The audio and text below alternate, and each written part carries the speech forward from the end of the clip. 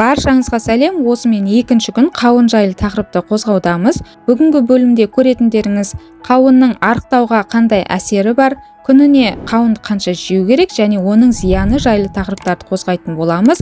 Сондықтан арнадан алыстамаңыздар және видеоның соңына дейін мұқият қарауды ұмытпаңыздар. Бұл сіздерге өте пайдалы болмақ. Ал ендеше кеттік. Қауын диеталық тағамға арналған тамаша тағам. Бұл жемістерде калория аз және олармен салмақ жоғалту дәмді болады.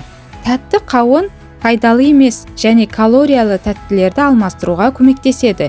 Егер сіз жаттығудан кейін қауын жесеңіз, үлкен порцияны тұтынудың қажеті жоқ. Жаттығуды аяқтағаннан кейін 10-15 минут бір немесе екі қауын тілігін жеу жеткілікті болады. Бірге жүгіргеннен кейін қауын жеудің қажеті жоқ. Бұл әл-ауқатқа нашар әсер етуі мүмкін. Ал кешкі жаттығулардан кейін бұл жемістердегі қант майға айналуы мүмкін. Қауынның кіші дәрет айдайтын қасиеті бар. Бірақ гастроэнтерологтар қауынды тағамның негізгі құрамдас бөлігі ретінде 2-3 күннен артық пайдалануды ұсынбайды. Сондай-ақ оны күні бойы көп мөлшерде тұтынбаңыз. Күніне қанша қауын жеу керек? Кез келген тағамды тұтыну кезінде орташа тәуліктік нормаларды сақтау маңызды.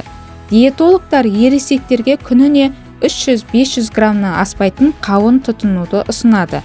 Балалар үшін бұл норма сәйкесінше 1,5 немесе 2 есе аз. Тамақтану алдында 1 сағат немесе одан кейін 2 сағат аралықты сақтау керек. Қауынды ұйықтар алдына 2-3 сағат бұрын жеу керек. Біріншіден, түнде біздің ас қорытуымыз күндізгіге қарағанда баяу жұмыс жасайды. Екіншіден, кешке тәтті жеу ұйқының сапасына әсер етуі мүмкін. Ал қауындағы талшықтың көп болуына байланысты асқазан ішек жолына жүктеме артады. Бұл іш кебуге әкелуі мүмкін. Қауынның зияны. Дұрыс диета сақтағанда және нормаланған мөлшерде қауынды жеген жағдайда ғана ол зиян келтірмейді. Бірақ қауын барлығына бірдей пайдалы емес. Мысалы, қант диабетімен ауыратындар дегенмен дәрігермен кеңесіп алған жөн.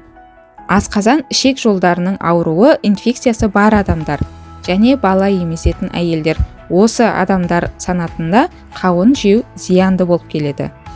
Қауынды қалай таңдаймыз? Негізі қауынды жыл бойы дүкендерде сатады, бірақ оларды шілде айынан бастап сатып алған дұрыс. Сырты тегіс, зақымдалмаған, салмағы ауыр қауынды таңдаған дұрыс. Тым жұмсақ, дымқыл қауындардан аулақ болыңыз. Қауынды бөлме температурасына кем дегенде 7-8 градуста сақтау керек. Дұрыс сақтаған жағдайда оны 1-3 аптаға дейін сақтауға болады. Қолданар алдында қауынды ағынды сумен шайыңыз. Қауын кесілгеннен кейін оны тоңазытқышта 4 күннен артық сақтамаңыз. Осы 2 күн бойы қауын жайлы біраз ақпарат білдіңіздер деген сенімдемін. Сіздерді толғандырып жүрген сұрақтарыңыз болса немесе қандай да бір видео шыққанын қаласаңыздар комментарийге жаза кетіңіздер. Міндетті түрде оқимын және ескеремін. Видеоны соңына дейін көріп тамашалағандарыңызға рахмет. Ем болсын.